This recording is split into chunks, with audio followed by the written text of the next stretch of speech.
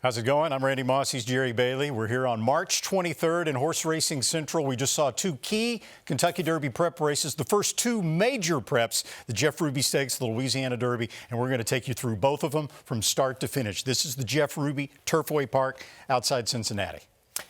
Endlessly, the winner comes from there. Post 10. Great job by jockey Umberto Rispoli to get him from post 10, as you'll see, going into the first turn, to path 2. Leaders Lucky Jeremy and Northern Flame setting a pretty good pace, but watch the rider, Rispoli, get him over. Take it from there, Randy. He's in the 2 path right there going in the first turn, really even in the 1.5 path right there. This is a horse that has never been on dirt before. Obviously, the Kentucky Derby is on dirt. This is a synthetic racing surface, so that's one question about Endlessly going forward. But right here, he's in a good spot, mid-pack, as Lucky Jeremy up on the lead. Northern Flame there, a little keen under a pull here by the rider right now, is in second. And at the very back, number 2, that's Dancing Groom. Tory on Dancing Groom. Yeah.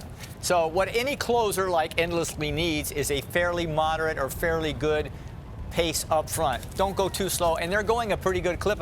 So Umberto Rispoli knows right now he's in a perfect spot. He only has to make up 6 or 7 lengths from there, and he is going to bide his time to the extent that Randy and I were kind of worried at this point that he wasn't creeping up on him enough. Now, this was the most impressive thing that we saw all day long, right?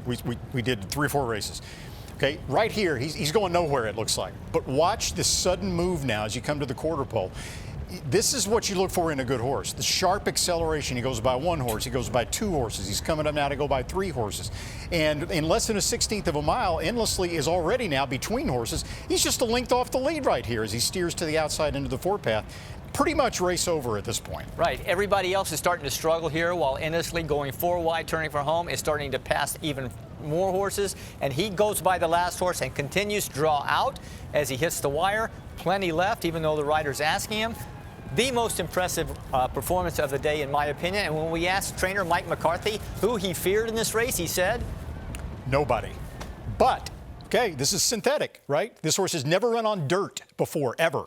So they're not positive they're going to give it a shot at the Kentucky Derby. But after a race like that, it's going to be tough for the owners, John and Jerry Ammerman, to say, they've never had a horse in the Derby. Especially when you look back in the last 2 years. 2 years ago, the winner came out of this race of the Kentucky Derby. And last year, the second place horse, Two Phils, came out of this race. But they did have dirt performance on their PPs. So we have some drama coming up about the winner of the Jeff Ruby. Now, the Louisiana Derby, right?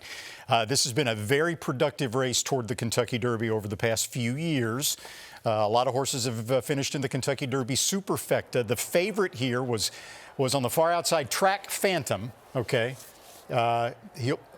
Catching Freedom is the winner. He'll break from post position number 5. And Hall of Fame, too, here, highly regarded. 7 or 8 to 1, I think, in this race, but he also considered a chance. Now, Track Phantom expected to set the pace from the far outside post, and there's a long run to the first turn, 1 mile and 3/16, so he had plenty of time to get there.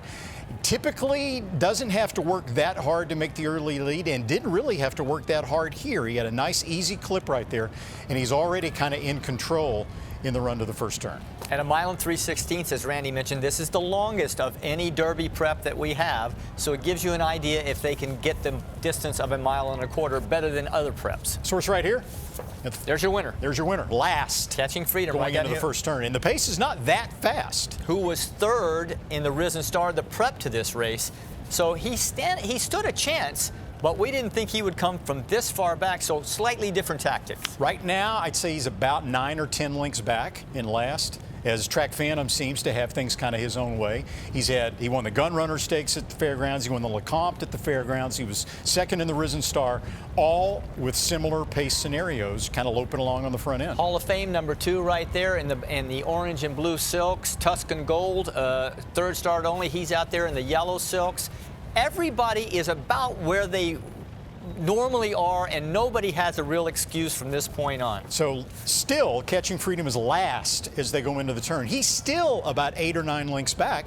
The Fairgrounds has the longest stretch, or the second longest stretch of any dirt racetrack in North America. But even knowing that, you're looking at Catching Freedom right now, if you bet on him, and you're thinking this is not good. But he makes a nice move, steered to the outside by Flavien Prat. And that was almost as good of a move as we saw Endlessly make in the Jeff Ruby. Especially when you consider that he was going 3, then 4, then 5 wide, probably spun 6 wide turning for home. So loss of ground you have to factor in as well. And he just steadily keeps coming, which is what you want for a Kentucky Derby going a mile and a quarter. The right style. My question is this race fast enough to be a factor against horses that are probably going to improve in the next couple of weeks as well in other prep races? Honor Marie rallied to finish second. Tuscan Gold was third, and Track Phantom, the favorite, had everything his own way early, struggled down the stretch to finish fourth.